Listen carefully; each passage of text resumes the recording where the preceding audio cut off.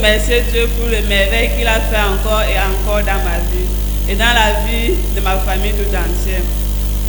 Je suis là aujourd'hui pour dédier mon fils aujourd'hui à l'Éternel, parce que c'est avec beaucoup de combats et d'attaques, mais grâce à Dieu, je suis là présentement avec le sourire aux lèvres.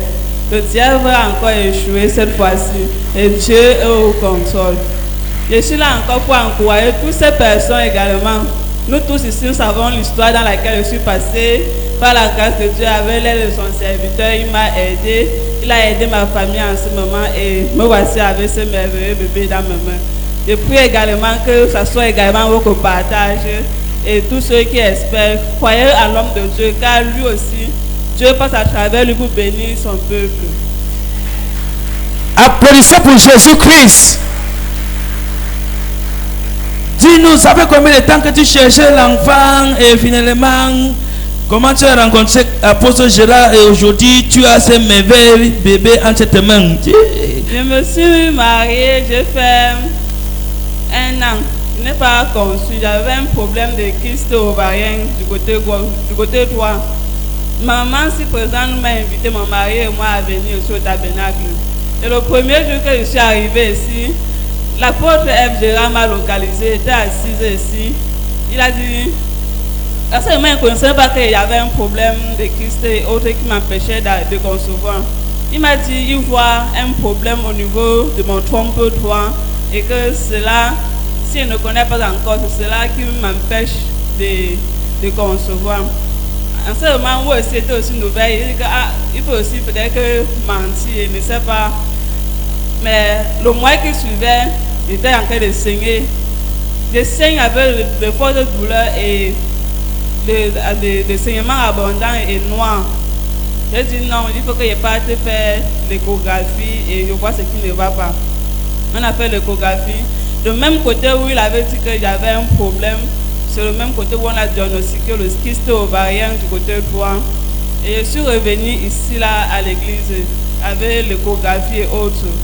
J'ai dit à l'ordre de Dieu que la prophétie qu'il m'avait donnée c'est réel.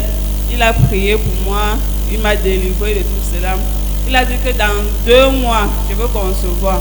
Et exactement avant ces 2 mois, j'ai conçu. J'ai fait le suivi de la grossesse. Je suis revenue maintenant. J'ai suivi la grossesse jusqu'à 5 mois.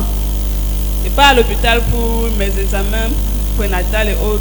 On compte diagnostic chez moi un décollement placentaire à 5 mois de grossesse. Donc, ce qui veut dire en français, on dit je peux faire une fausse couche ou bien je peux avorter sans que l'enfant n'arrive à terme.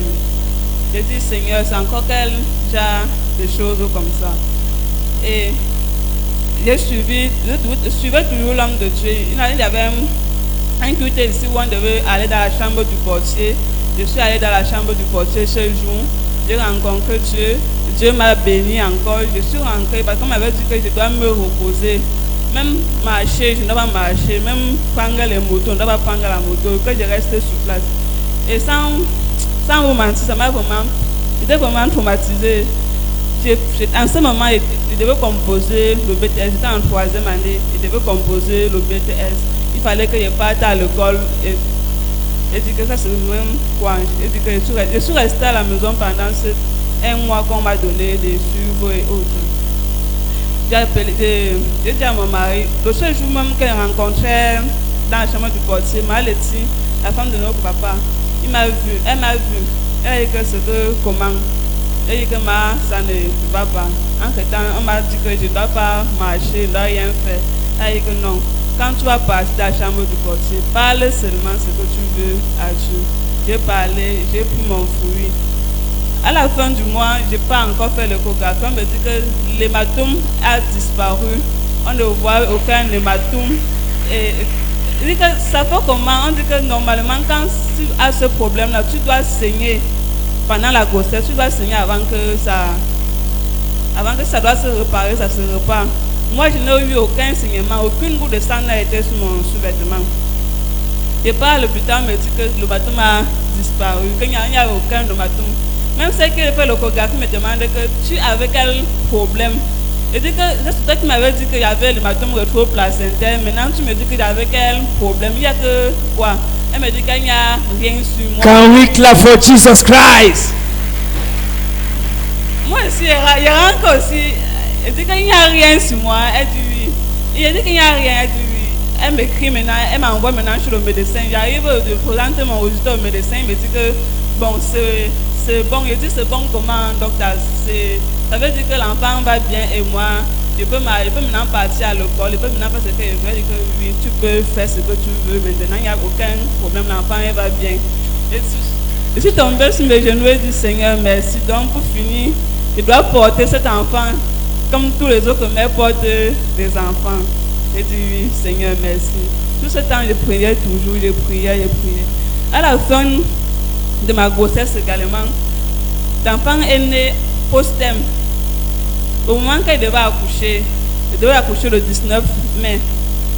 Le jour arrive, je pars à l'hôpital. Il n'y a aucun signe de travail et autres. Le médecin dit qu'il va attendre une semaine avant que si on va provoquer, on provoque. Le jour-là, il m'a d'abord provoqué, donc il m'a placé une sonde pour pouvoir maturer mon col. Je savais qu'avant une semaine, là, il devait accoucher, mais rien. Une semaine sont passées, je repars à l'hôpital. Il me dit que c'est d'abord passé, c'était dans 41 semaines, donc 9 semaines, 2 semaines, donc 9 mois, 2 semaines. Et il devait composer dans une semaine. Je dis, je ne vais pas comment avec cette grossesse qui est d'ailleurs à terme, avec les examens qui viennent, c'est même je vais gérer ce genre de stress comment. Et je me dis qu'il faut comment entre temps que je vais provoquer. Mais si tu es prête, je dis que docteur, pardon, provoquer seulement. Il me met le premier médicament, ce qu'on appelle le museau, il me place ça. Normalement, quand on place ça sur une femme à 2 heures, elle doit commencer le travail. On m'a placé le premier. Je suis restée sans aucun signe de travail jusqu'à donc 5 heures, plus de 5 heures de temps, sans aucun signe de travail. Je suis allée lui voir dire que ça n'a pas marché. Il me dit que, ok, si tu es prête, il m'a encore placé le deuxième. Jusqu'à, ça n'a pas tout marché. On m'a placé à 18 heures, c'est jusqu'à 22 heures. J'appelle maintenant mon mari et moi, je dis que c'est comment appelle Dati, on appelait Dati n'était pas disponible. Mon mari et moi, on prie. Avant que le travail ne commence, j'ai travaillé jusqu'à 4 heures, j'ai accouché avec l'épisiotomie, mais je sais quand même que c'est Dieu qui a fait cela. Les ennemis, avec ce temps de dernier temps, il y avait beaucoup de morts, de nouveaux, des enfants dans ma famille et autres. J'ai dit que non, Seigneur, ça ne peut pas être mon partage. Franchement, c'est une victoire que l'Éternel a fait dans ma vie. Applaudissez pour Jésus-Christ. She got married, you know, the Français is more than me. But I had accouchement, placé. To cut the whole story short, by then this church was still in those days. Hallelujah. They just got married and they came. Some of you are sick. You don't even know that you are sick. Certains d'entre vous, vous êtes malade, vous ne connaissez même pas que vous êtes malade. Now, they are all medical personnel. The husband is a medical personnel. Son mari, c'est un personnel médical et elle aussi. She also very soon she will graduate as a medical personnel. Elle aussi, bientôt, elle sera graduée en tant que personnel médical. But they had a medical issue. Mais elle avait un problème. They did not know. Elle ne savait pas. So it was after the prophecy C'est après la prophétie that they discovered. qu'ils ont découvert. Quand vous traversez des choses similaires. See, today, I carry this bouncing baby. Aujourd'hui, elle porte ce beau bébé. Now, after everything they have gone through, Après tout ce qu'ils ont traversé, this is the result. voilà le résultat. I believe what they went through, Je crois que ce qu'ils ont traversé, to me, it means nothing. The end product. cela ne veut rien dire parce qu'à la fin, voilà le produit. You also, Vous aussi, what you are going through, ce que vous traversez to me, does not matter.